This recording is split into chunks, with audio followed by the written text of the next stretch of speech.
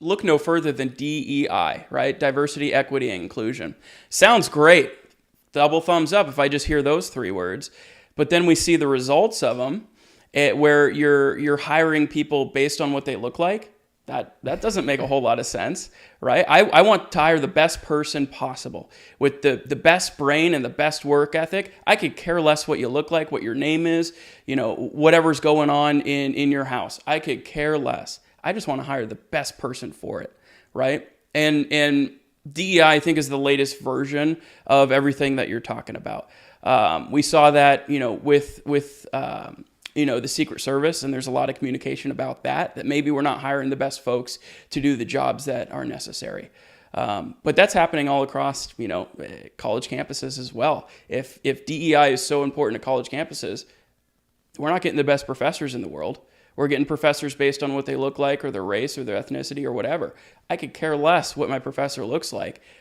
I just want them to be really, really good at teaching me so I can go off and have a successful life and go get a great job and provide for my family and build up a community. I think just like surgeons and pilots. Oh, man. Right? You're spot on with that. You're spot on. I want the best people possible for the roles that they're going to enter. And DEI is just the perfect example of a path that we've gone the wrong way on. But I think that's changing. That narrative is changing today.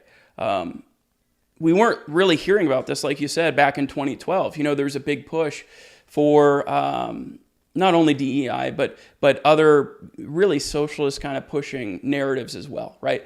Equality of outcome instead of equality of the start. And I think we can all believe that we're better off if we have an equal footing at the beginning and we push as hard as we can and we end up where we end up, right? That's the right way to do it. But over the next 20 years, I think we can swing a little bit more into the common sense direction.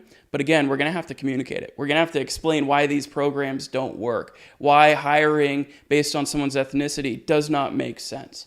Otherwise, we'll continue to push in this bad direction. Yeah, and I always bring up the example of affirmative action, right? Yeah. So if you talk to Joe Schmo on the street and you're like, hey, do you support affirmative action? They're like, oh, affirmative action, like that's just helping, black people and minorities get into school. Like, of course I support that. I want the best for them. And it's like, okay, well, in my view, affirmative action is like, yes, I as well would love to see more black surgeons and, people in positions of power, but not at the expense of meritocracy. And not if we have to lower the standards for them, just like we were talking about with DEI. So, affirmative action sounds great on the surface, like most communist and socialist ideologies. But would you still support, me talking to Joe Schmo on the street, would you still support affirmative action if it meant discriminating against whites and Asians? And they're like, well, no, I don't think we should discriminate against anyone. It's like, well, then affirmative action isn't for you, my friend. Exactly. And I had one of my friends who's a black guy. I was talking to him about affirmative action, and he feels the same way. He's like, I mean, it kind of, I don't want to be belittled, and I don't want people to lower standards for me. And it's like, we have it pretty good around here, and I don't need any handouts. Like, I actually think that that's not good for my fellow black people. You know what I mean? So I agree with you. I think that the tide is turning a little bit. Hopefully we won't get too optimistic, but my fingers are crossed for the future.